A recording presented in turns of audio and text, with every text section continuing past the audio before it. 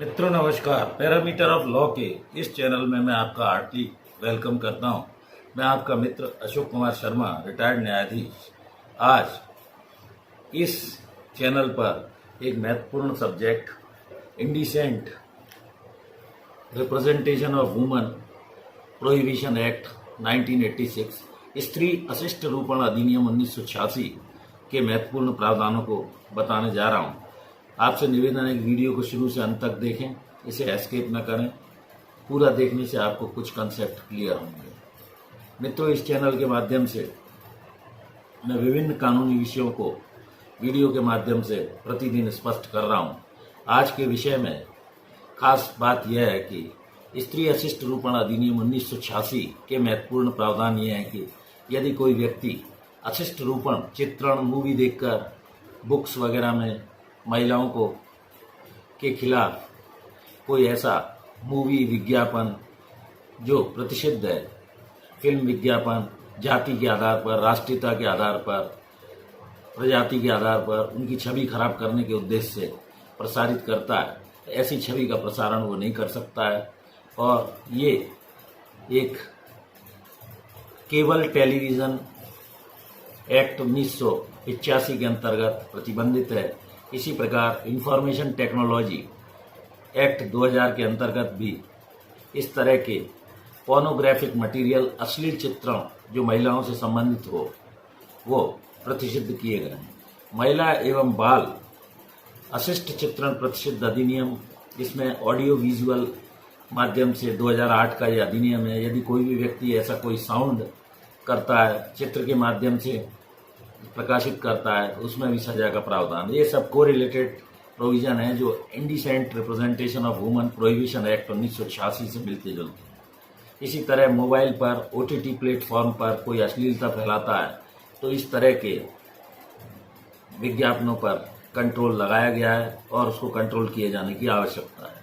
कोई mobile clip बनाता है, सीडी बनाकर अपराध करता है, कोई अपराध इस तरह के महिलाओं से संबंधित करने का प्रयास करता है। भारत में समय समय पर इस तरह के कई अपराध समय समय पर घटित हुए हैं और समय समय पर न्यायालयों के कई तरह की विचारधारा भी सामने इस बारे में आई है। अलग अलग देशों में अलग अलग इसके मानक हैं। सजा किसी शब्द पोर्नोग्राफिक मटेरियल को देखकर यह अंदाज लगाना कठिन है। इसमें 6 माह से लेकर 10 वर्ष तक की सजा और 2 लाख रुपए तक की जुर्माने के प्रावधान है। वाक अभिव्यक्ति की यद्यपि स्वतंत्रता दी गई है भारत के संविधान में, लेकिन उसके कौन से माध्यम होंगे, क्या क्या उसमें इंक्लूड होगा, पैरामीटर्स उसके क्या होंगे, ये सब अलग अलग परिस्थितियों पर निर्भर करता है। कौन से ऐसे माध्यम होंगे, तो इस अधिनियम में indecent representation of woman prohibition act 1986, ये एक्ट 60 ऑफ 1986 का अधिनियम है। इसको जो प्रेसिडेंट की एसेंट दी गई वो 23 दिसंबर 1986 को माननीय राष्ट्रपति महोदय ने इसकी स्वीकृति दी। 2 अक्टूबर 1987 से ये लागू हुआ। Whole of India including Jammu and Kashmir भी ये लागू है। टोटल इसके अंदर मात्र 10 सेक्शन हैं। बहुत छोटा सा ये अधिनियम है। सबसे पहला जो सेक्शन है वो इस एक्ट के बारे में इंडिसेंट रिप्रेजेंटेशन ऑफ वुमन को लाने के उद्देश्य वगैरह को बताता है। इसके अलावा डेफिनेशंस जैसे एडवर्टाइजमेंट है, डिस्ट्रीब्यूशन है, प्रकाशन है, ध्वनि है, धुआं है, किसी स्त्री की आकृति बनाना है, कोई रूप या शरीर या अंग का प्रभाव क्या पड़ेगा, अशिष्ट पड़ता है तो डेरोगेटरी कोई रिमार्क पास नहीं करेगा, निंदनीय आदि लोक नैतिकता के आधार, उपचार, ये सब चीज़ें पैकेज से रिलेटेड हैं। तो ये सब सेक्शन 2 की डेफिनेशंस आपको पढ़ना चाहिए, जिससे इस अधिनियम में क्या क्या परिभाषित किया गया है ये स्पष्ट हो सकेगा। धारा 3 कहती है विज्ञापनों पर प्रतिबंध लगाया जाएगा। स्त्री अशिष्ट रूपण प्रतिबंध अगर कोई ऐसा प्रकाशित करता है तो उसमें भाग भी नहीं लेगा और प्रकाशित भी स्त्री अशिष्ट रूपण को प्रकाशित नहीं करेगा।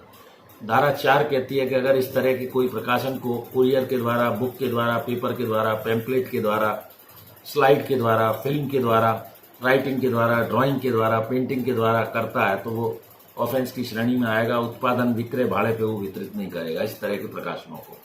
इसका एक्सेप्शन ये है, अपवाद जो जिनको छूट प्राप्त है वो लोक कल्याण के लिए अगर किया गया है, विज्ञान के लिए, साहित्य के लिए, कला के लिए, विद्या के लिए, सद्भावनापूर्वक किसी धार्मिक प्रयोजन के लिए, तो वह अपराध की श्रेणी में नहीं आएगा। एंशिएंट कोई मूवमेंट है, पुराना कोई, तो उससे संबंधित है, उस पर छूट दी गई है। मंदिरों के रथों पर जैसे बनी हुई कोई आकृति है पुरानी, उसको भी छूट इसमें दी गई है।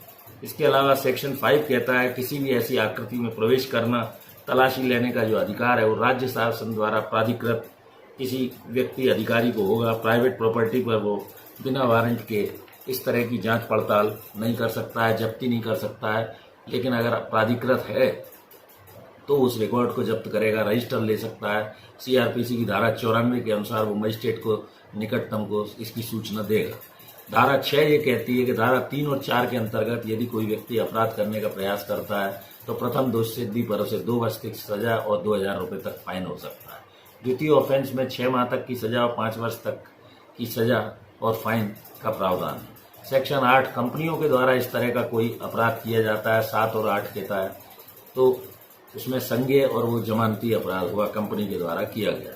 धारा 9 कहती है सद्भावना पूर्वक की गई, गुड फेथ में की गई कोई भी कार्यवाही के लिए उसे संरक्षण प्राप्त है, प्रोटेक्शन मिलेगा एक्ट का। धारा 10 कहती है नियम बनाने की सरकार की शक्ति, इसमें केंद्र सरकार के पास ये शक्ति होगी। तो इस प्रकार मैंने आपको स्त्री अशिष्ट रूपण अधिनियम, प्रतिषेध अधिनियम 1986, indecent representation of women prohibition act 1986 के प्रावधानों को सरल शब्दों में बताने का प्रयास किया। मैं आशा करता हूं कि ये महिलाओं के अशिष्ट रूपण को प्रतिबंधित करने के लिए चित्रण, मूवी आदि से संबंधित, विज्ञापन से संबंधित, केवल टेलीविजन आदि, जैसा कि मैंने बताया, फिल्म रंग जाति, कोई बौना स्त्री को दबा हुआ दिखाने के लिए रंग जाति प्रजाति, तो ये अधिनियम काफ़ी प्रभावी है। और इससे मिलते जुलते इंफॉर्मेशन टेक्नोलॉजी एक्ट 2000, महिला एवं बाल चित्रण प्रतिषेध अधिनियम 2008, उसके अलावा ये सभी अधिनियम महत्वपूर्ण और प्रभावी हैं जो इससे रिलेटेड हैं। तो स्त्री अशिष्ट रूपण प्रतिषेध अधिनियम 1986 के प्रावधान आपको निश्चित तौर पर सरल भाषा में मैंने समझाने का प्रयास किया। यदि ये मेरा वीडियो आपको अच्छा लगे तो इसको लाइक करें, शेयर करें, मित्रों समाज के लोगों को भेजें। चैनल पर यदि नए हैं तो आपसे अनुरोध है इस चैनल से जुड़िए, इससे आपकी नई नई जानकारियाँ बढ़ेंगी। कानूनी जानकारी स्टूडेंट्स के लिए, लीगल फील्ड या लीगल फ्रेटर्निटी से जुड़े हुए सभी लोगों के लिए अत्यंत उपयोगी चैनल है। मुझे इस चैनल पर आपका भरपूर स्नेह मिल रहा है, मैं आपके लिए हृदय से आभारी हूँ। Thank you for watching this video. इस वीडियो में यहीं तक, कल फिर मिलते हैं नए वीडियो के साथ। नमस्कार मित्रों।